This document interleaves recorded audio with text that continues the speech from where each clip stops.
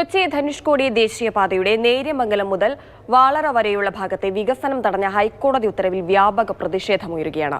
ഹൈക്കോടതിയിൽ സർക്കാർ സ്വീകരിച്ച നിലപാടാണ് ദേശീയപാത വികസനം തടസ്സപ്പെടാൻ ഇടയാക്കിയതെന്നാണ് ആരോപണം. ഹൈക്കോടതി വിധിയുടെ പശ്ചാത്തലത്തിൽ ഇടുക്കിയിലെ 3 പഞ്ചായത്തുകളിൽ ഇന്ന് ഹർത്താലിന് UDF ആഹ്വാനം ചെയ്തിട്ടുണ്ട്. കൊച്ചി ധനുഷ്കോടി ദേശീയപാതയുടെ നേര്യമംഗലം മുതൽ വാളറ വരെയുള്ള ഭാഗം റോഡ് പുറമ്പോക്കാണെന്ന് നേരത്തെ ഹൈക്കോടതി വിലയിരുത്തിയിരുന്നു. അതിൽ നിന്ന് വ്യത്യസ്തമായ നിലപാടാണ് ഇപ്പോൾ സ്വീകരിച്ചിരിക്കുന്നത്. വനംവകുപ്പ് അഡീഷണൽ ചീഫ് സെക്രട്ടറി സമർപ്പിച്ച സത്യവാങ്മൂലമാണ് ഇതിന് കാരണമെന്നാണ് ആരോപണം. ദേശീയപാത 85 കടന്നു പോകുന്ന നേര്യമംഗലം മുതൽ വാളറ വരെയുള്ള ഭാഗം വനമാണെന്നാണ് പുതിയ സത്യവാങ്മൂലം. വനംവകുപ്പിന്റെ ഈ നിലപാടിനെതിരെ ശക്തമായ പ്രതിഷേധമാണ് ഉയരുന്നത്. ഇന്ന് അടിമാലി, വെള്ളത്തൂവൽ, പള്ളിവാസൽ പഞ്ചായത്തുകളിൽ UDF ഹർത്താലിന് ആഹ്വാനം ചെയ്തിട്ടുണ്ട്. LDF അടിമാലി പഞ്ചായത്തിൽ ഹർത്താൽ ആചരിക്കുകയാണ്. അഡീഷണൽ ചീഫ് സെക്രട്ടറിയോട് വിശദീകരണം ആവശ്യപ്പെടണം. MN ജയചന്ദ്രനെ സഹായിക്കുന്ന മുഴുവൻ ഫോറസ്റ്റ് ഉദ്യോഗസ്ഥന്മാർക്കെതിരെ നടപടി സ്വീകരിക്കണം. ഗൂഢാലോചന നടത്തിയിട്ടുള്ള മുഴുവൻ ആളുകൾക്കെതിരെ നടപടിയെടുക്കാൻ അവർ തയ്യാറാകുമല്ലേ?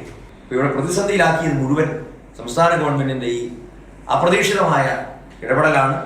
നിലവിൽ ദേശീയപാത വീതി കൂട്ടുന്നതിന്റെ ഭാഗമായി മണ്ണ് ഇടിച്ചു നീക്കുകയും മരം വെട്ടിമാറ്റുകയും ചെയ്തിട്ടുണ്ട്.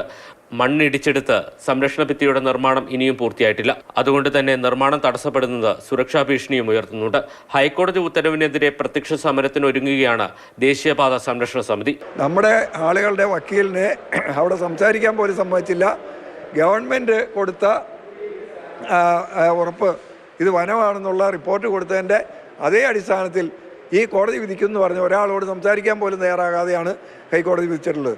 ഇത് വളരെ പ്രതിഷേധാർഹമാണ്. ദേശീയപാത വികസനത്തിന്റെ ഭാഗമായി റോഡിന് വീതി കൂട്ടുന്നതിനും മരം വെട്ടിമാറ്റുന്നതിനും കേന്ദ്ര വനം പരിസ്ഥിതി മന്ത്രാലയത്തിന്റെ അനുമതി തേടിയിട്ടില്ല എന്നാരോപിച്ച് തൊടുപുഴ സ്വദേശിയായ MN ജയചന്ദ്രനാണ് ഹൈക്കോടതിയെ സമീപിച്ചത്.